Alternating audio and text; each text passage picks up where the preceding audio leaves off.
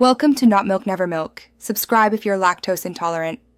You begin by verifying permissions and selecting the exact EBS volume to snapshot.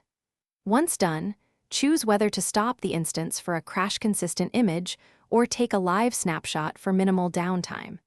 You should list volumes via the console or Oz CLI describe volumes to confirm ID, then tag the instance for later tracking. Make sure to note any attached instance store volumes. Those are not snapshotable, and prepare a maintenance window if you plan to stop the instance. Next, you execute the snapshot creation and configure options. Using the console, select the EBS volume and choose Create Snapshot or run Oz Ec2 Create Snapshot with description and tag specifications. You should enable encryption or select a KMS key if required, and consider enabling fast snapshot restore for boot volumes to reduce restore time. Once invoked, monitor snapshot progress via the Snapshots View or Oz Ec2 Describe Snapshots. Snapshots progress incrementally and can be used to create volumes while copying completes.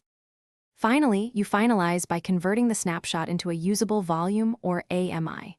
Create a volume from the snapshot and attach it to the instance, or register it as an AMI for future instances. Make sure to set correct device names and update fstab if applicable. Clean up old snapshots to save costs and automate with lifecycle policies. If something goes wrong, check KMS key permissions, IAM policies, volume attachment state, and account snapshot limits. Those are the most common failure points to resolve quickly. Thanks for watching. If this was helpful, leave a like and consider subscribing. See you next time.